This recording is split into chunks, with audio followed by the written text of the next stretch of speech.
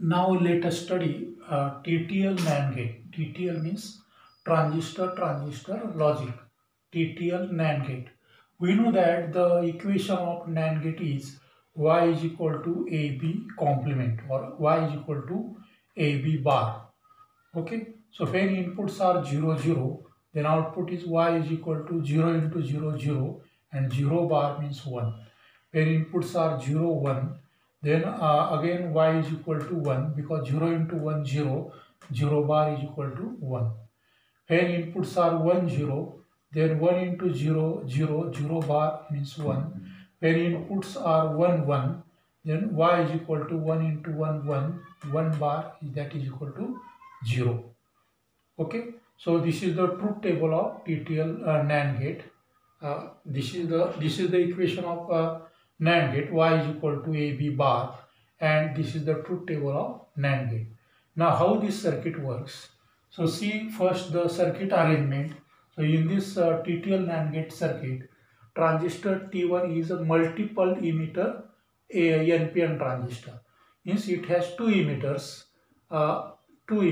It is an NPN transistor. So transistor T1 is a multiple emitter NPN transistor. Okay, and this transistor is in series with transistor T2. These two transistors are connected such that when transistor T1 is on, then transistor T2 is off, and vice versa. That is, when transistor T1 is off, then transistor T1 is on. So transistor T1 is in series with transistor T2. Then transistor T2, T3 and T4, this circuit forms an inverting circuit. This circuit forms an inverting circuit. Okay. Then the transistors T3, T4 arrangement, it is called as totem pole output stage. Transistor T3, T4 arrangement, it is called as totem pole output stage. Okay. Now, when inputs are 0, 0, when inputs are 0, 0, or when inputs are 0, 1, or when inputs are 1, 0, for these three combinations, the output is Y is equal to 1. Okay. So for these three combinations, first three combinations, the either of one emitter is connected to ground. Either of one emitter is connected to ground. Therefore, the base emitter junction of transistor T1 is forward bias, and therefore the transistor T1 is turned on. As transistor T1 is turned on, its collector voltage drops to 0 volt. When transistor is in on condition, the collector voltage of transistor T1 is 0, and so since collector of transistor T1 is connected to base of transistor T2, therefore base voltage of transistor T2 is also 0. When transistor T1 is turned on, collector voltage is 0, and as collector voltage is 0, therefore base voltage of transistor T2 is also 0, and therefore transistor T2 is cut off. Since transistor T2 is cut off, then its collector voltage is at plus VCC or high. The collector voltage of T2 is high or at VCC, and therefore transistor T3 is on because it is also NPN transistor. As the base voltage is high, therefore transistor T3 is on, and since transistor T2 is cut off, therefore since transistor T2 is cut off, therefore there is no voltage drop across resistors RE. There is no voltage across RE, and therefore transistor T4 is cut off. Since transistor T2 is cut off, its collector voltage is high, and therefore Y is equal to 1. And since y is equal to 1 through transistor T3, Okay. Now when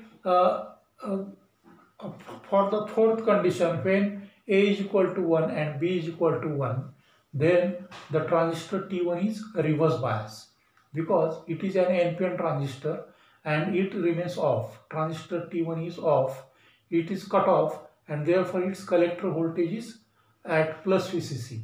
That is, collector voltage is high, and therefore since transistor T1 is cut off, then transistor T2 is on. Transistor T2 is turned on and its collector voltage is 0. Therefore transistor T3 is cut off.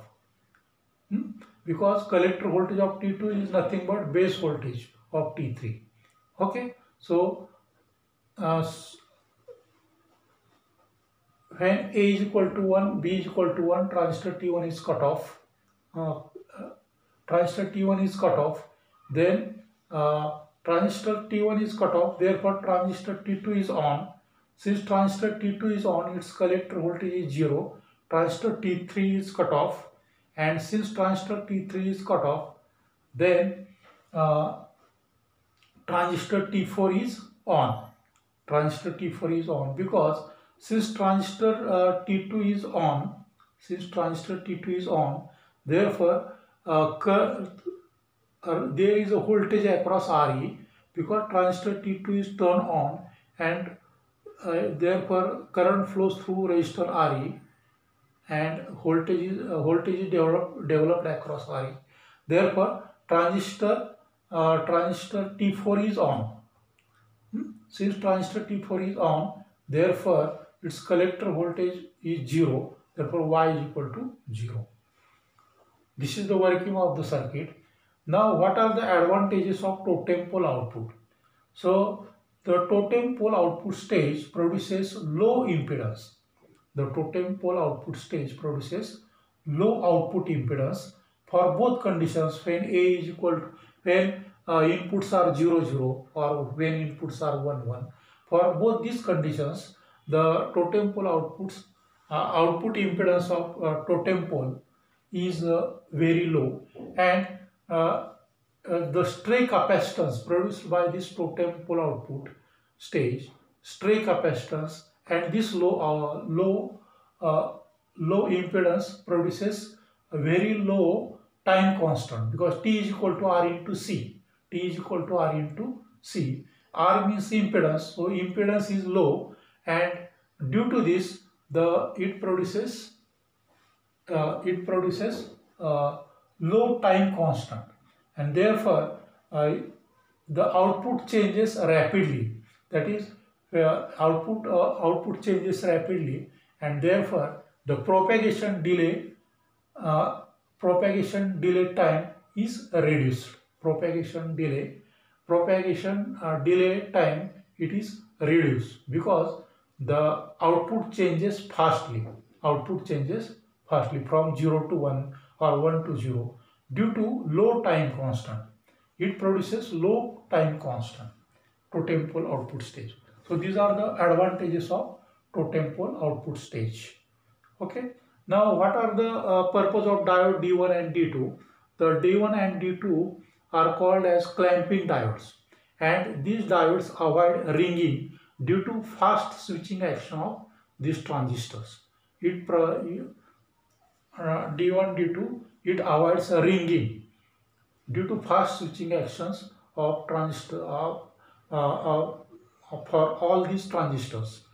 Fast switching action of all these transistors to avoid ringing, diodes D1 and D2 are connected. These diodes are called as clamping diodes. Then the purpose of diode D3 is when transistor T2 is on, its collector voltage may be approximately 1 volt, and therefore transistor T3, there is a possibility to turn on transistor T3 because when transistor T2 is in saturation, its collector voltage may be 1 volt, and therefore there is possibility to turn on transistor to keep transistor T3 off. Then diode D3 is connected. So when transistor when transistor T2 is turned on, its collector voltage should be equal to 1.4 volt to turn on transistor T3. But here practically it is impossible, because when transistor T2 is turned on, its collector voltage is 1 volt, that is, it is less than 1.4 volt, because the voltage across diode D3 is 0.7 volt, and VBE of transistor T3, that is voltage across base and emitter, it is also 0.7 volt. So 0.7 volt plus 0.7 volt, that is equal to 1.4 volts. So when transistor T2 is in saturation state, its collector voltage should be 1.4 volt to turn on transistor T3, but practically it is impossible. So to keep transistor T3 off, the diode D3 is connected. Okay, so we will stop here.